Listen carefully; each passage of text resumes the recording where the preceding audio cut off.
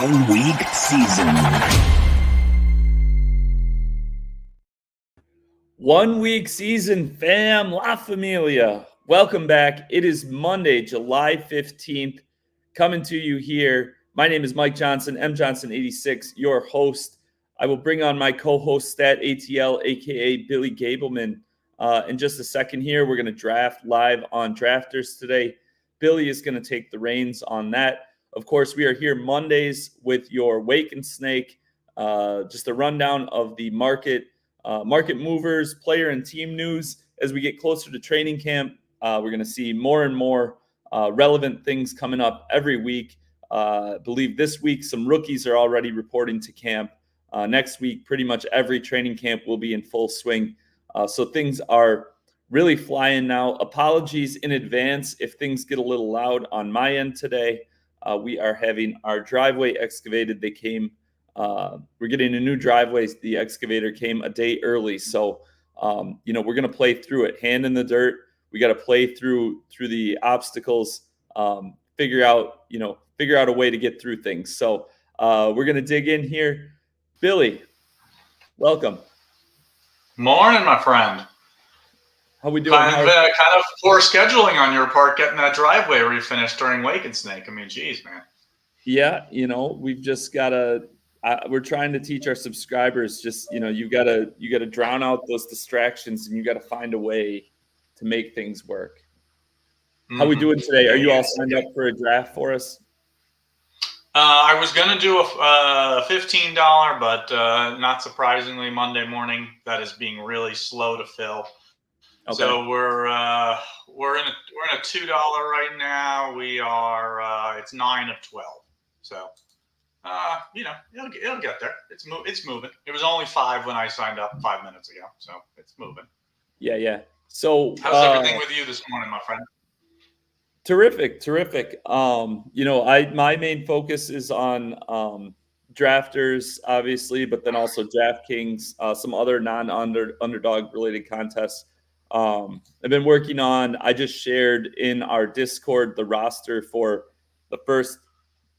Marathon draft I did on Underdog, which is a similar format, obviously different scoring and slightly different roster construction than Drafters has, but similar prize pool entry fee and format with cumulative scoring. So I did my first one of those on Underdog, and I'm going to have a storyboard coming out on it this week. So just, continuing to put some things together. Tentatively, I have I'm scheduling going to do a day of drafters, kind of a marathon, so to speak, of drafting, doing a partnership with them. So planning that for a couple weeks from now. So some big things coming up. 1 week season, Best Ball Plus. If you're not already a subscriber, check us out. I know, Billy, you're going to share with us. Did your draft fill now? It is. Yeah, we're in the 9 hole.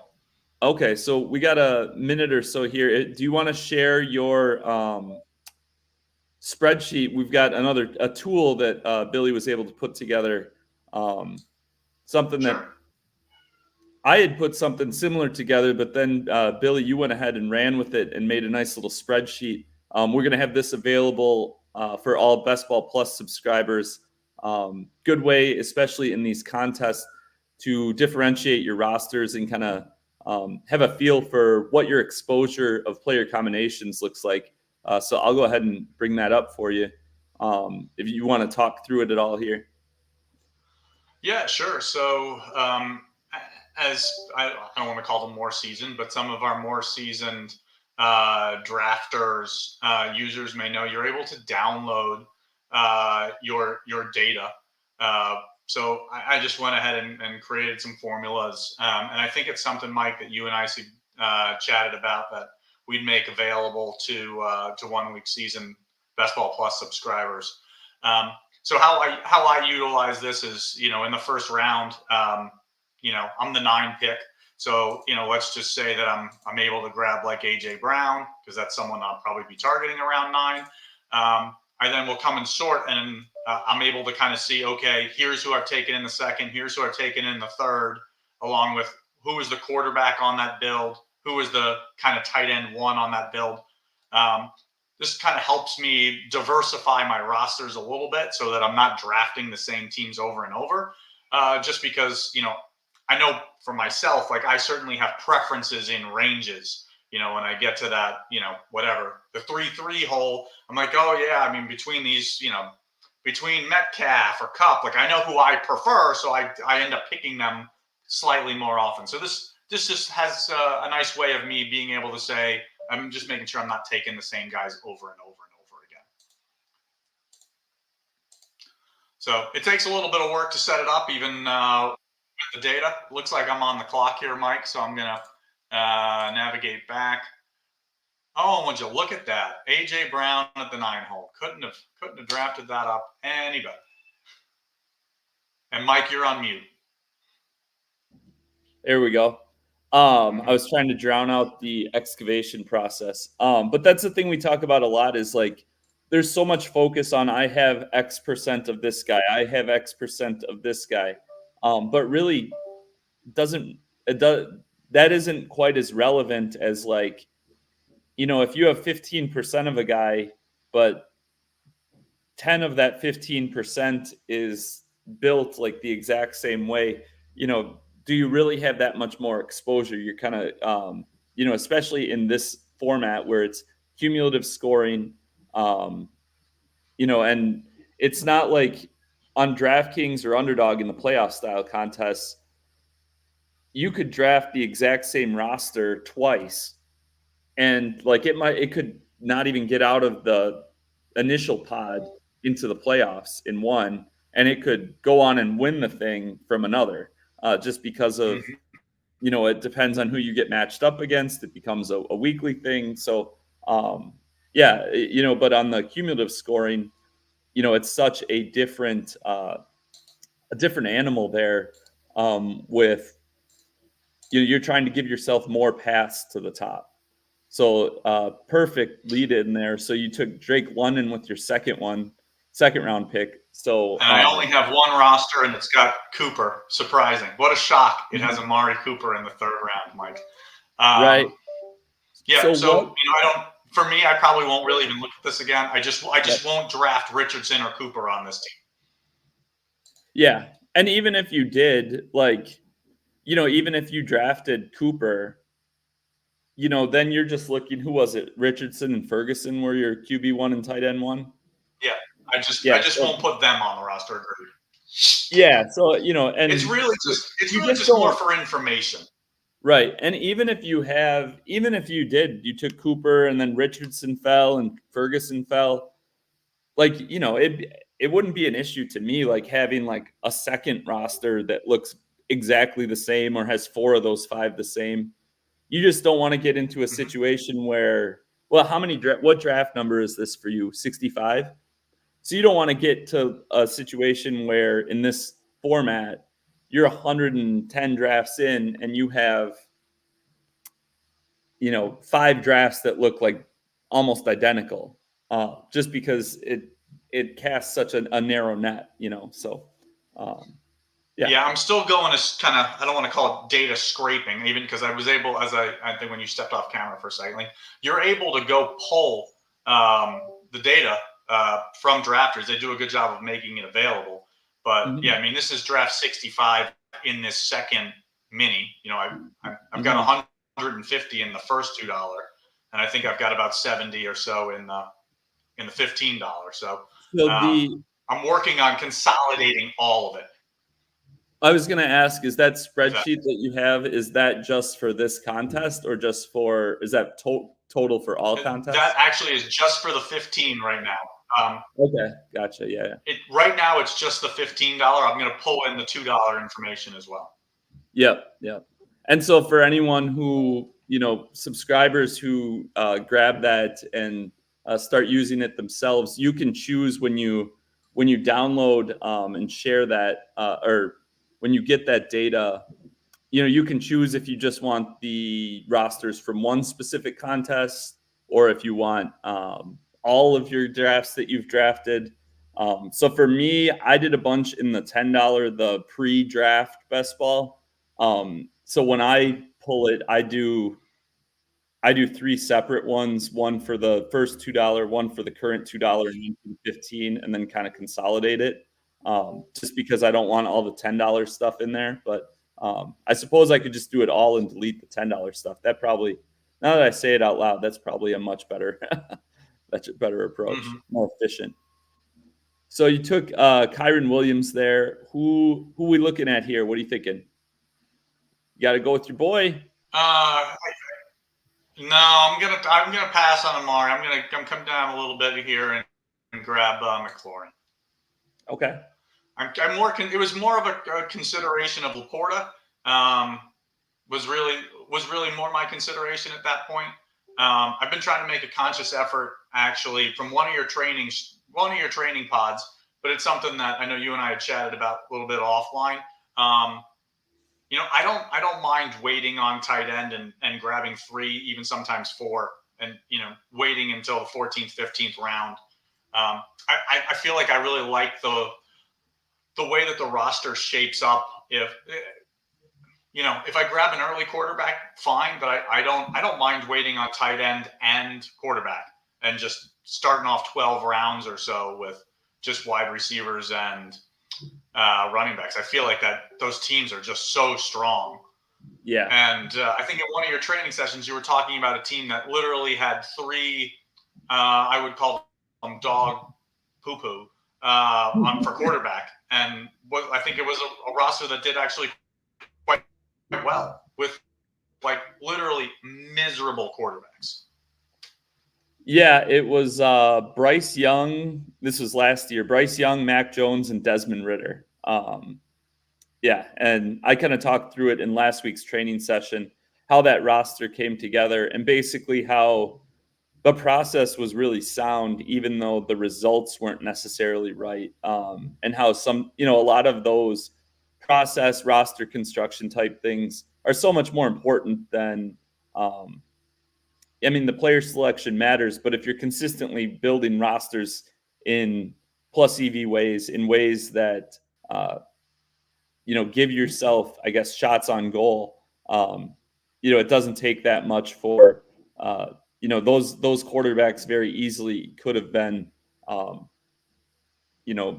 or 2 picks different, and all of a sudden it's like, okay, this roster is like a top 100 roster. So, and we talk about inflection points in that training session as well. How so much of it's going to come down to hitting on those few specific spots. So a lot of our roster construction stuff is so focused on putting yourself in position to hit those inflection points. So Mm-hmm. where are we at here? So you're almost back on the clock. Got 3 receivers and Kyron Williams. Yeah, I mean, I always like to kind of look ahead and kind of see, like, I think if I'm interested in Mahomes, for example, I have to take him now. Obviously, the guy behind me with Kelsey would take him if he fell. Mm-hmm. I'm considering Mahomes here just because I've got Racey Rice and Xavier Worthy. Like, again, we've talked about stacking versus silos and things of that nature. Mm-hmm. I think I'm going to go ahead and grab Mahomes here and see if Racey Rice will fall to me at 64. If not, obviously, I'm not bent out of shape, as the Best Ball Plus subscribers know from our previous chats and the trainings. It would be okay if I wasn't able to get Racey Rice, and I don't know that I would reach on Xavier Worthy either. So we'll just kind of see how it shakes out.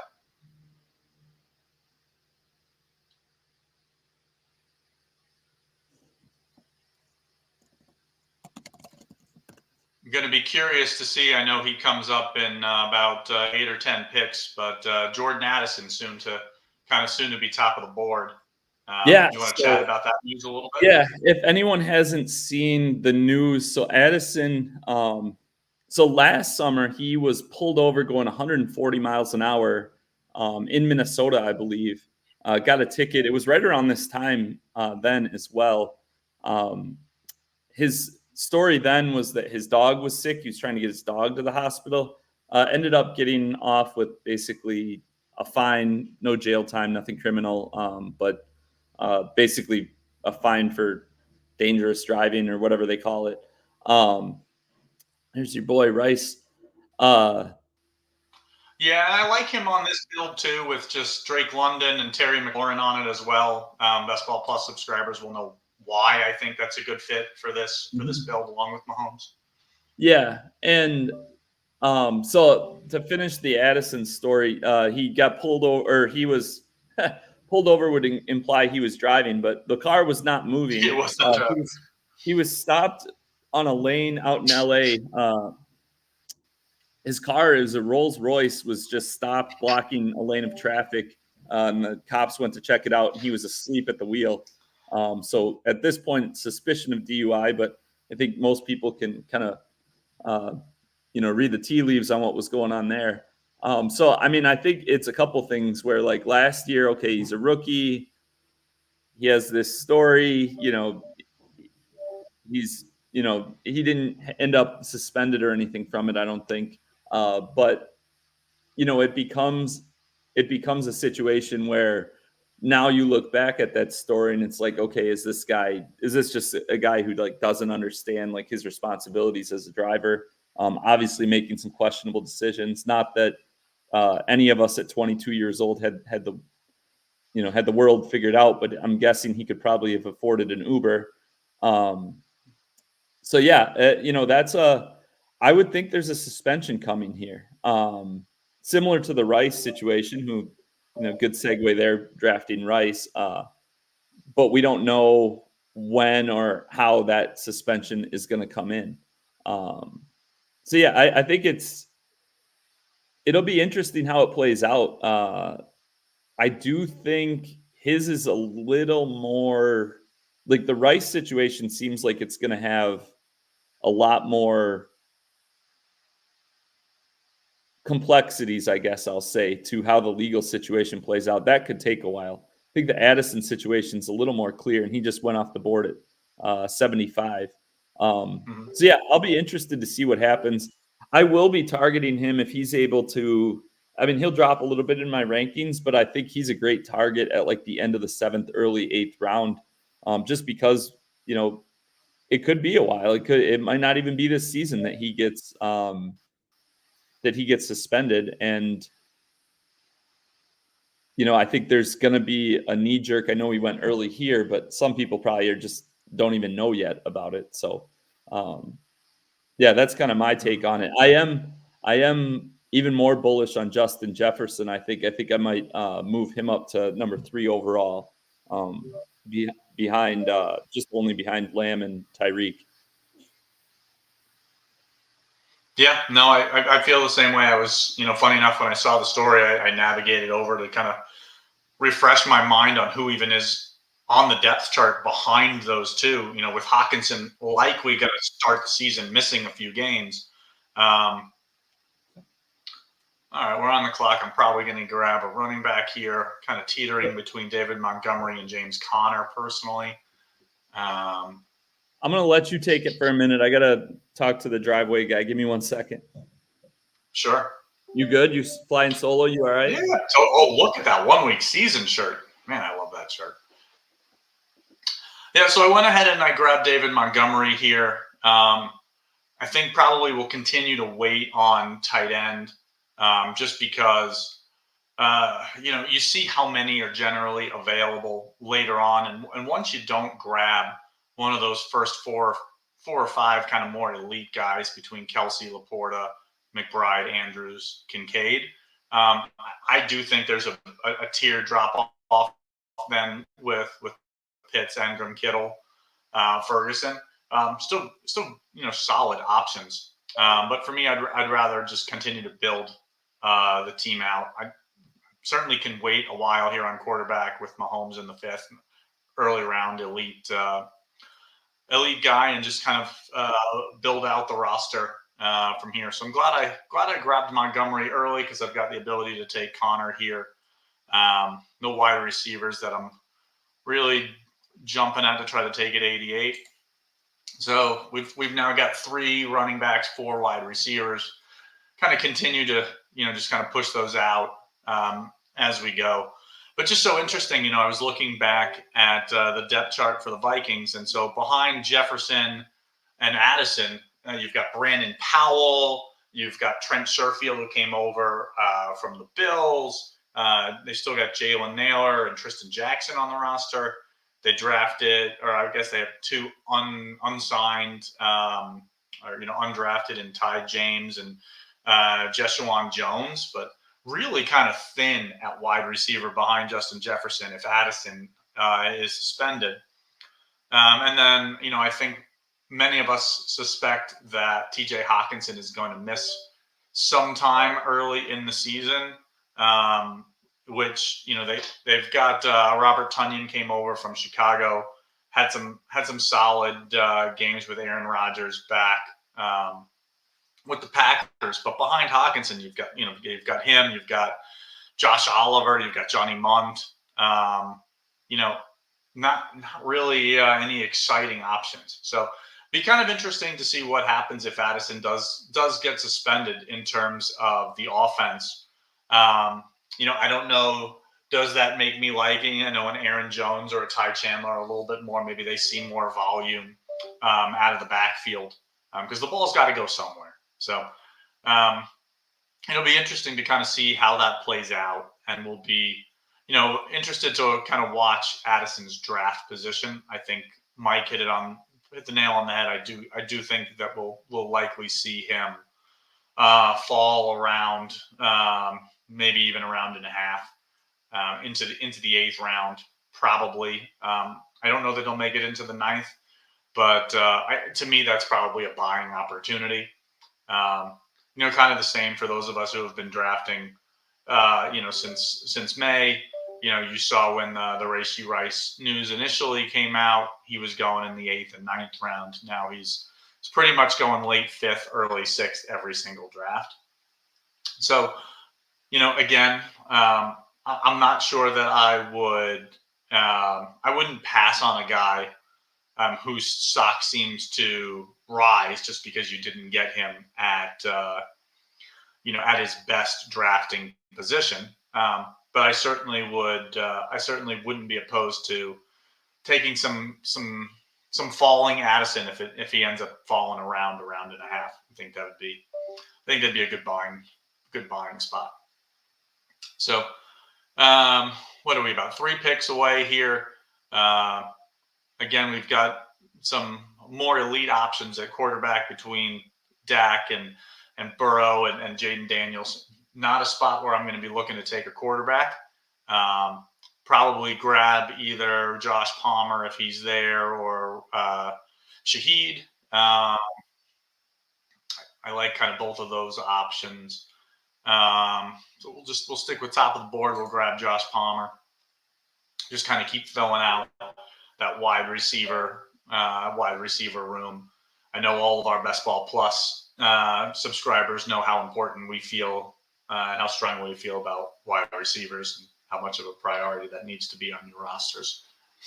But I like how this is shaping out so far. Got an opportunity to grab another running back or another wide receiver here. Generally, I think on a build where I've got Kyron in the 3rd round, this may be a roster where I only end up with 5 running backs. Certainly with Montgomery and Connor, kind of some stronger roles, certainly earlier in the season. So this may be a build where I'm only targeting 5. Might get to 6. We'll see. We'll just kind of see how the board plays out. To me, I think one of the most important things that we chat about is just kind of making sure that you've got flexibility as the board continues to shift. Not say, hey, I have to take a wide receiver here. Well, the next wide receiver I might even be able to get in the next round. So, Mike, you're back. Hey, I'm here. We're good. Yeah. All right. So who'd you take since you got Montgomery, Connor, Palmer, Eckler? Nice. All right. I like how you're shaping up here. Yeah, I was saying the same thing. Another discussion point that was brought up by in our Discord we didn't get to it, but Chris Godwin went earlier, and basically just the Bucks offense and how Godwin, their offensive coordinator, more or less said he's going to play the Cooper Kupp role from their coordinator was previously with the Rams. So definitely a positive sign for Godwin. And he's a guy that, talent wise, I've always been high on since he came into the league. So I guess, Dave Canales was a really good coordinator. He's in Carolina now, but excited about, that news, just kind of confirming, Godwin's a guy that I've been pretty high on throughout the draft process. Just looking back, I'm at about 17% on him. Again, I don't use that to make my decisions on who I'm going to draft, but I do check back to kind of get a feel for who I've taken or, where I'm at on certain guys. Yeah. What else we have here? So you got two Washington Commanders guys. You got McLaurin and Eckler. How are you feeling about the Commanders as they, their rookie Jaden Daniels coming into training camp? Rookies report this week, I believe, for the Commanders. So, what are your expectations for them? I feel like I'm really high on Washington compared to the field. I feel like most people think they're going to be just downright awful. And I don't know that I think that they're going to win the division, but I think they're going to be a lot more competitive than people think. And I think from a fantasy standpoint, I like targeting their key guys. I feel like outside of McLaurin, who generally goes in the fourth, but I've seen him go early fifth. Other than McLaurin, like the opportunity, the buying cost is very low on all of these guys. You're taking, Eckler, the running backs generally go 9th, 10th round. It's, to me, I'm willing to take that shot. And, I really like the correlation, like betting on offenses. So I like taking multiple positions from the same team. Yeah, and that's something actually that was discussed. I discussed this last week with a subscriber talking about one of my rosters, a specific roster that I built a certain way for this contest. And basically kind of reiterating what you said, like that correlation on a potentially an offense that could as a whole be underrated and could kind of significantly outperform. Another thing as you were talking that got me thinking about was a couple weeks ago, I was on the Industry Experts pod with Hilo, and we were discussing just different coaching changes and coordinator changes. And Dan Quinn is the head coach of the Commanders now. Previously, was the defensive coordinator of the Cowboys. So he's a guy that he's like wildly aggressive. He's a very aggressive, like blitz happy, wants his defensive backs to try to make plays on the ball. That worked really well for him in Dallas with Micah Parsons, Trevon Diggs, a lot of the studs that they kind of had there physically. He could just let his athletes make plays. But if he's bringing that scheme to Washington where maybe they don't have the same talent level, I think that could be a spot where this could be a team involved in a lot of shootouts. And as you said, with Daniels, we've seen him put up some monster numbers in college. They've got two very capable running backs who are pretty clearly ahead of everyone else going in the 9th and 10th round. Jahan Dotson going in the usually in the 11th or 12th round. And then you've got the McLaurin's really the only guy going before the 9th round. So that's that offense is one that if that does play out that way where they're involved in a lot of shootouts, there's going to be some guys just smashing their draft prices.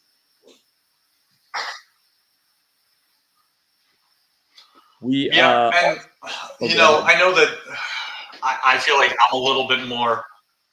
I was going to say I know that I'm a little bit more into. I'm not trying to say that you're not into stacking, but I feel like it's something I prioritize a little bit more. I love grabbing Jaden Daniels in the 10th round, even if I don't have McLaurin, because it's so easy to kind of backstack him with Johan Dotson, with Eckler. Like it's easy to get some of those secondary pieces at a very low cost. So to me, I think Jaden Daniels is either he's definitely in my top 3 of most owned quarterbacks. Yeah. Yeah, he's yeah, I mean all the pieces are in place for this to turn into. I'm actually pretty surprised that he is a guy that is still going where he's going. I know quarterbacks, especially on drafters, have kind of fallen. More people are becoming wise to waiting on quarterback, but kind of surprised he's a guy that hasn't picked up more steam. And he's a guy that I could foresee, like, all it's going to take is 1 or 2 like splash plays during the preseason, and like he could jump 2 or 3 rounds. His ADP is going to rise. Yeah, he could easily be drafted in like the Stroud, like around Stroud and Kyler. If things look a certain way during the preseason and reports come out that way. While you're figuring out who you're going to draft here, want to bring up the Chargers. We had a question about Gus Edwards was one of the people that a subscriber had questions about. So I guess that's really a question about the Chargers running back room as a whole.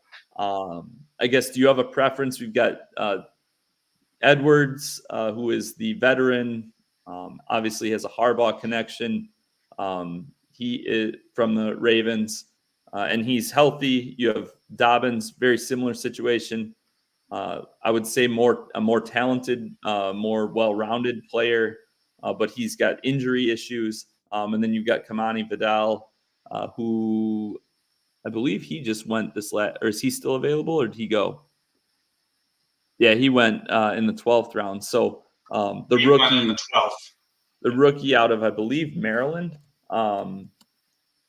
So, I guess do you have a preference of those 3? It currently goes Edwards, Vidal, and Dobbins, but they're all going in the double-digit rounds, and this is expected to be he played for Troy, Vidal did, not Maryland. But this is expected to be a run-heavy offense, so getting that right could be, one of those inflection points we talk about. Yeah, to me, I think it depends on the roster. If I'm taking a Chargers back, I think it's dependent on what the rest of my roster looks like on who I prefer.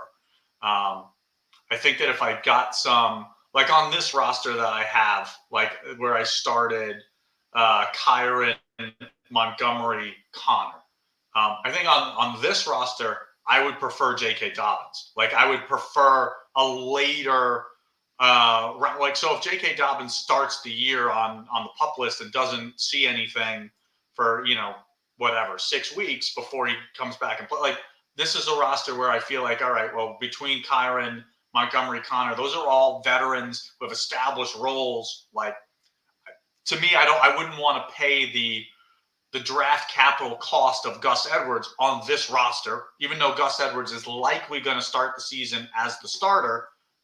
This is not a roster where I need a starter right away at running back. Like this is one I can take a little bit more risk, or at least that's how I would look at it. Right. And from I think just overall, like I'm not super high on the Chargers at all. Yeah. From that standpoint, if you flip the script there, if this was a roster, say you got Jonathan Brooks in the 9th, then I don't know, Trey Benson or Blake Corum in the 10th. Some rookies, higher upside, maybe coming off injuries in Brooks's case. Then Edwards might be one that fits that roster a little bit better, just because he seems like the best bet for early season production. I think Vidal, or I don't know the correct pronunciation, but I think he's kind of the one that is the most likely, I guess, to turn into like a smash from a season-long standpoint. If he were able to just outperform Edwards in the preseason and take kind of like a third down plus role and then expand from there. And if Dobbins never really comes back, I think he's the odds on favorite to become like, if the Chargers have like an RB1 type of guy, like a guy who just takes over the backfield, he would be my bet. Mm-hmm. Yeah, so I've gotten to a point where I think I want to probably grab a quarterback to work with Mahomes here. Mahomes is a week 6 bye, so I'm probably going to be leaning more like a Derek Carr type here. I just want to make sure I've got a veteran who's likely still, starting. Like, to me, this isn't a roster I'd want to take Drake May as my second quarterback, or JJ McCarthy, like, because he might not be playing come week 6. And all 3 guys behind me already had 2 quarterbacks, so I felt like I could wait and still kind of grab. I'm going to grab Carr here, even though I don't have any other Saints, but totally okay. So we got a 2-6-7-1 build, I think, right now. 2-6-7-1. So probably good on running back. I feel like that's a pretty strong running back room. Certainly don't mind the wide receiver room either, and happy to just kind of take a couple of later tight ends here in the next couple rounds. And I feel like I'm going to like the way how this build shakes out.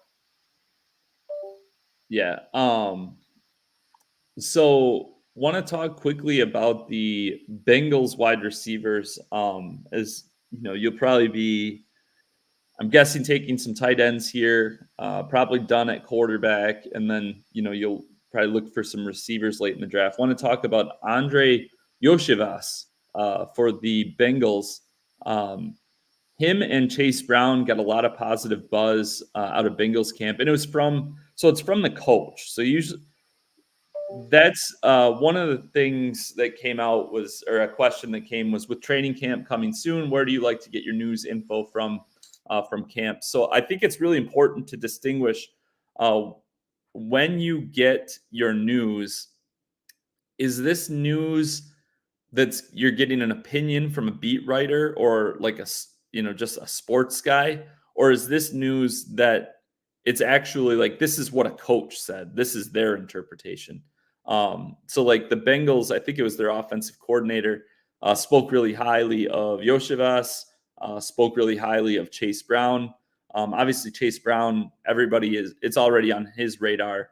But I think Yoshivas, for a team like this that went wide receiver heavy early, then is going to focus on other positions, come around and fill out those wide receiver positions late. There's rumors he could beat out Jermaine Burton for that wide receiver 3 role, and everyone loves the receivers. Obviously, this is a high-powered offense historically the last 2 or 3 years. So I think he's a guy, I bumped him up in my rankings. He's a guy I'll be targeting 19th, 20th round on a lot of rosters that are built like this. So I just wanted to drop in that nugget here. Looks like you are close to being on the board. I'll let you take the reins. I was going to say Ishivas is already a guy I've already been getting exposure to in the 19th and 20th round. Just because on a lot of builds, it gets thin. It gets thin at wide receiver in the 19th and 20th round in a lot of rooms. So he's a guy I feel like, I think just in general, when you get to that late, there's a strong possibility that, like, I don't want to throw out a huge number, 10-20% of the guys that you take in the 19th to 20th round, if they're like kind of more flyer wide receivers, 6 weeks from now, they may not see the field. Like, these are just complete dart throws on some of these guys. Well, yeah, on my training session this last week, one of the rosters I broke down was that finished pretty strong, but its 19th and 20th round picks were Michael Carter and Corey Davis. And they combined contributed 0, but it was drafted probably in late June. And I looked through those drafts, and it wasn't like they were the only ones. It was littered with I mean, honestly, probably half the guys being drafted pre-training camp in that 19th, 20th rounds, especially at running back and wide receiver, are guys who might not even, you know, might not contribute anything at any point. So, and I think when you're breaking down those spots and trying to find things, the thing that stands out to me is like the Bengals are like they're in Super Bowl mode. Like they have the pieces in place. They're trying to get there, right?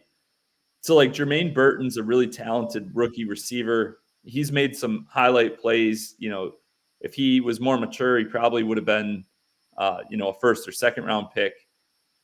But also, like the Bengals aren't going to have much patience for him having brain farts or not showing up prepared and stuff. Whereas Yoshivas is this like more dependable type guy, and he's got some juice to him too. So that's a situation where, if they, I look at the Patriots as like a comparison where like Jalen Polk and Javon Baker, these rookie receivers, they're probably going to get a little more leash, and the coaching staff, with them kind of being in rebuild and with the rookie Drake May, they're going to try to build something there, and they're going to have a little more patience, I think, for those guys than maybe the Bengals will have for a guy like Burton. So just kind of, I guess that's kind of walking, people through how I think about those different types of situations, and as a coach, where my mind goes, what their mindset's going to be throughout the season, and how that plays out for us. Mm-hmm. Yeah, I mean, and it's interesting. I mean, not that I'm high on Trenton Irwin either, but he's there. He's also a veteran. He's a guy I don't think I've ever seen drafted. I don't see why he couldn't be considered for the wide receiver 3 position on that team. He's been on the squad the longest. I think Ishibas was only a second-year player. All right, so I'm going to grab another tight end here, even though Parkinson and Jonnu Smith are both week 6 buys. I think at this point I'm just accumulating. I'll probably even grab a 4th tight end on this. So whether that be a Sanders, a Knox, a Theo Johnson, a Greg Dulcich, I feel like those are the types of guys. I know this is probably not a Javonte Sanders route. Like I think we even talked about this once on a previous I don't love grabbing Sanders one off. Like I'd rather kind of, if I'm making a bet on him, I'd rather make a bet with Bryce Young and maybe Xavier Ouellette, just a couple other players on that team. Yeah. So I don't know. To me, this is probably where am I in terms of buys? Just not week 10, probably. You got a preference here? Anyone that I feel like you like to take shots on Greg Dulcich here? I like Everett. I like Gerald Everett.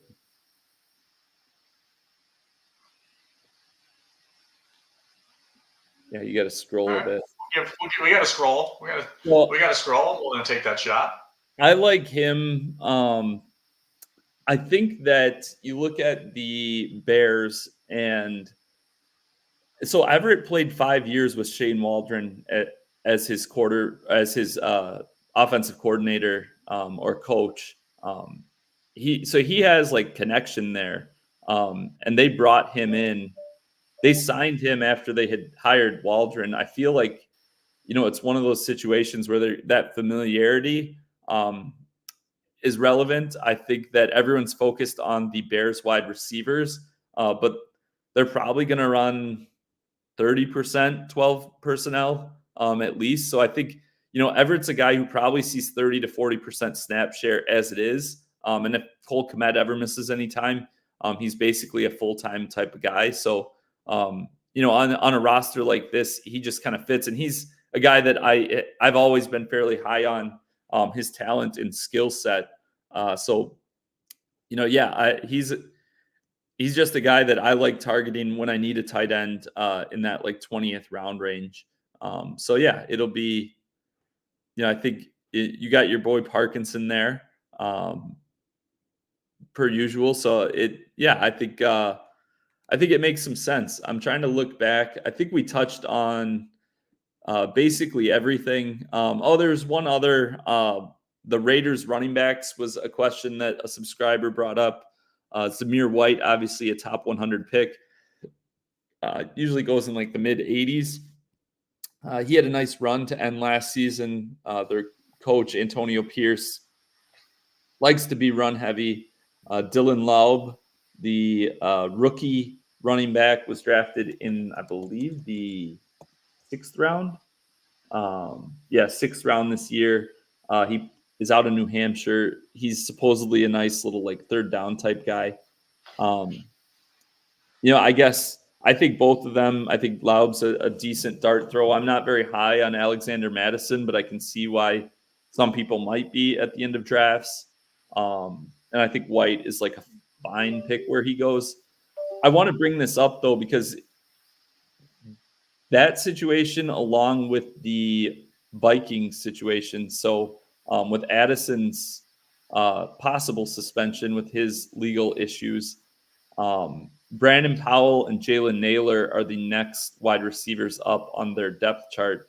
But I think both of those situations are ones where it wouldn't shock me at all if in the next 2 or 3 weeks the Vikings bring in a veteran receiver, whether it's by trade or like somebody, I don't even know, like maybe a Michael Thomas who's unsigned. Same with the Raiders, like depending when they get into camp, how they feel, do they bring in another running back to take the load? So those are a couple somewhat fragile situations, in my opinion. Yeah, when you stepped away to deal with your driveway, I was talking about the Vikings and just kind of how thin, if Addison gets suspended, just how thin they are.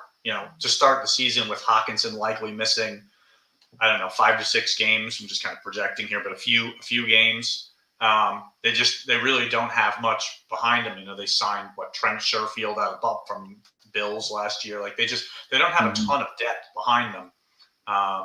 And so I don't know. To me, that maybe makes the Vikings running backs maybe slightly more interesting. Just because the ball's got to go somewhere. Justin Jefferson ain't going to see 15 to 18 targets a game. It's just not realistic. I think there will be a couple games he'll see that number, but yeah, that's not their average. I think that they're not. He's not going to average that, which means I think just looking at skill sets again and what the player fits. I think Aaron Jones very capable as a receiver, and he's struggled with staying healthy. So do they move him into more of like a Joker type role where maybe he's playing only 50-60% of the snaps, but they're making a concerted effort to get him involved in the passing game. They're getting him out matched up ideally with like linebackers, something the Packers had a lot of success with, didn't do often enough, in my opinion, during his time there. And then, does that accordingly increase the workload as like in the traditional role for like Ty Chandler? So yeah, definitely some moving parts there, a lot to think about, but I think the knee jerk for some people will be, they'll pick a lane on Powell or Naylor and be really high on it. But I think that the most logical conclusion is maybe they bring in a free agent receiver or trade, if they can get a cheap vet via trade that another team doesn't have room for. Would the Packers unclog their receiver room? Is that within division? Is Bo Melton a candidate there, or is that within division something that you think they'd avoid? To me, the Packers wide receiver room is so interesting. With 5 completely capable, from what we've seen, completely capable options. It's always good to have depth, but maybe they could use some help other places. But yeah, I don't know. In division, that'd be tough, but would certainly be helping doing somebody like Bo Melton a favor. Hey, you're number 5 on the depth chart here, but we move you over there, and you're now a starting wide receiver. Well, yeah, and I think it is relevant too. Like I coach high school basketball, and like at the end of the season, like when we do the all conference voting, which the coaches vote on, like from a coach's mindset, it holds a lot of weight how players perform against them specifically.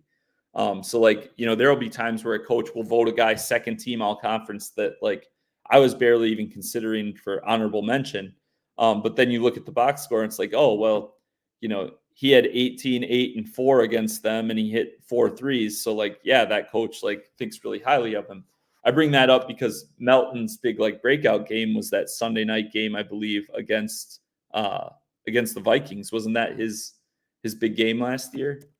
So I would have to look it up. I'm pretty sure that was his big game. Is that Sunday night game? I think Reed left. Jaden Reed left injured. I'm pulling it up quick. If only we had a Packers fan on the stream.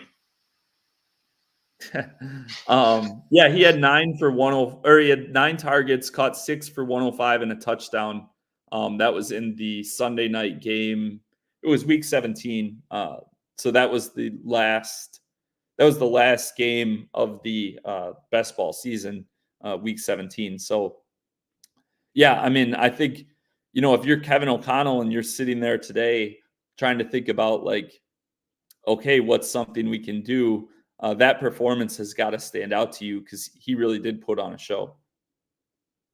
Yeah, and he's had such limited opportunities just because of his situation and, kind of being 4th, 5th, 6th on the depth chart there.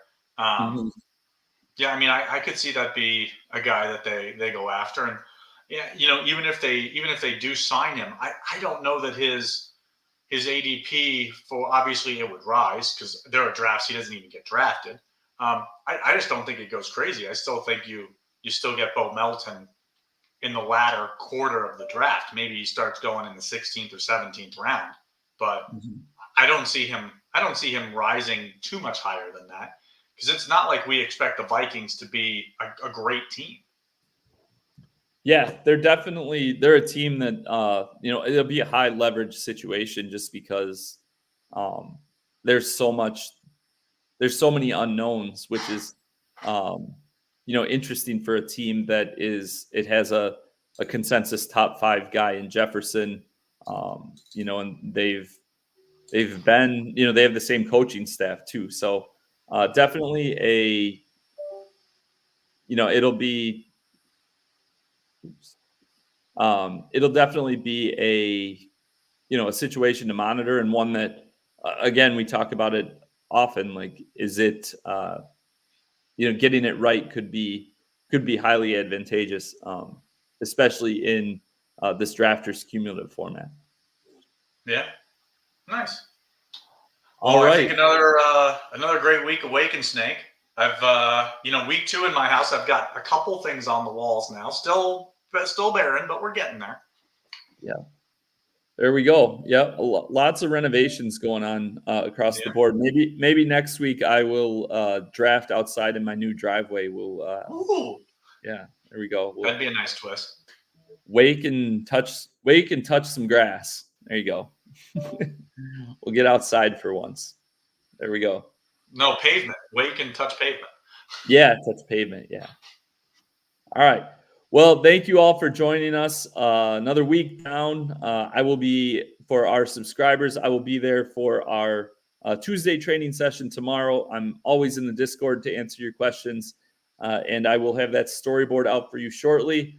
Rankings are updated. I will tweak once again today for the Addison news. But yeah, we will keep churning along, and we'll probably have a lot to talk about this time next week. So we will see you in the draft rooms. We will see you at the top of the leaderboards, and we will see you on Discord and Twitter. I am Mike. He is Billy. Peace. 1 week season.